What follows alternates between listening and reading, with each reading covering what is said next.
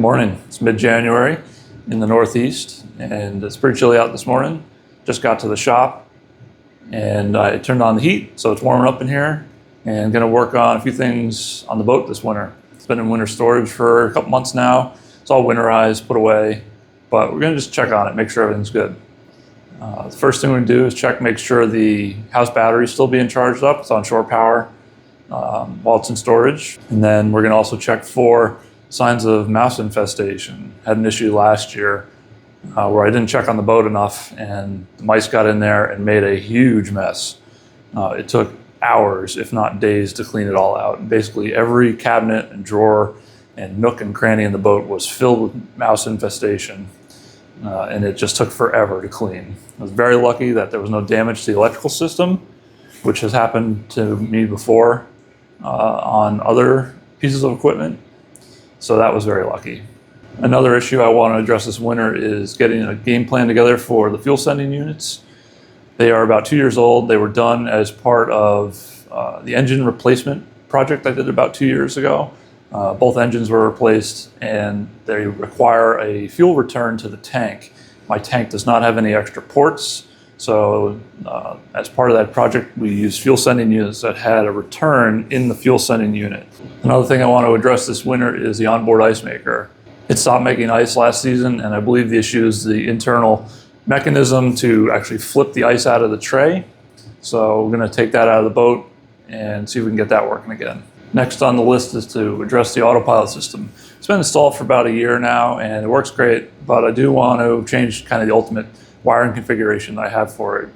The way it's currently installed, it's just wired into the house system on the boat, and it's essentially on all the time, which is fine for the most part, but I do want to just wire it in so that I have a switch, so I can turn it off and restart the system if I need to, or just turn it off if I'm on the hook and conserve battery power. One of the last things I want to try to probably just start wrapping my head around is the heat and air conditioning system. The system still turns on and runs the fan, but if you put it in heat or air conditioner mode, when it engages the raw water pump, it runs for a few seconds and shuts off. So I'm thinking it's a sensor issue, and so I need to investigate that, but I don't know that I'm going to have a great way to do that in the winter when the boat's not in the water.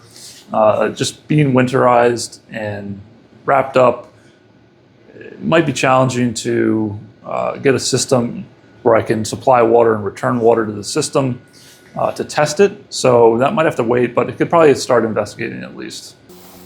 So we'll go downstairs, check, make sure the house battery's on.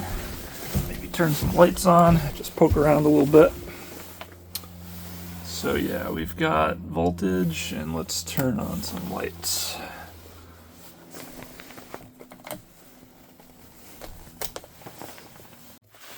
So we've got the lights on and just poking around, looking at all the cabinets, looking for signs of mice, infestation, anything like that.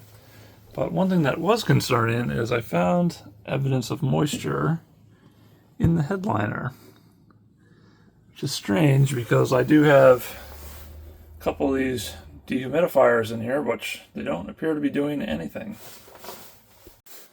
So other than a little bit of moisture in the headliner, everything else looks pretty good. Bathroom all looks good. No evidence of mice anywhere. So I'm going to go check out the engine room next. So just checking to make sure all the batteries are being topped off by a smart charger. And just checking on things down here generally. So everything looks pretty good. No moisture in here. No evidence of damage. So one of the things I want to do this winter is replace the fuel sending units. They were replaced about 2 years ago as part of the engine repower that I did with these new motors. And the reason is these motors return unused fuel to the tank versus my previous motors did not.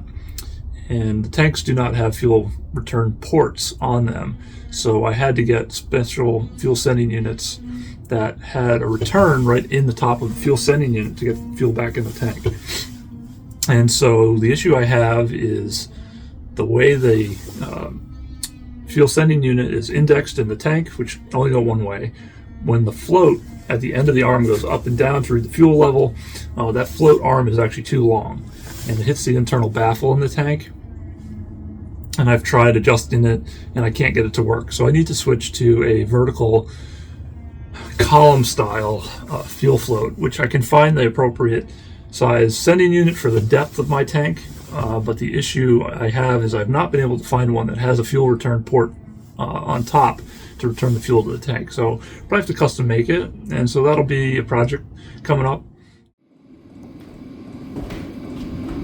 So if you like boats, hate high mechanic bills, or just like watching a guy argue with a 25-year-old boat and talk to himself, you're in the right place.